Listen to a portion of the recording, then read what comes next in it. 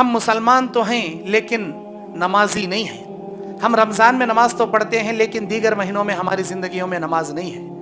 اللہ عز و جل کی جنت اس وقت آپ کو ملے گی جب آپ اللہ رب العالمین سے ڈر اور خوف کھاتے ہوئے نمازوں کی پابندی کریں گے، اپنے گھر والوں کو نماز کی تاکید کریں گے، تو اللہ تبارک و تعالیٰ سے جہنم کی آگ سے بچنے کا توشہ آپ خود تیار کر سکتے ہیں.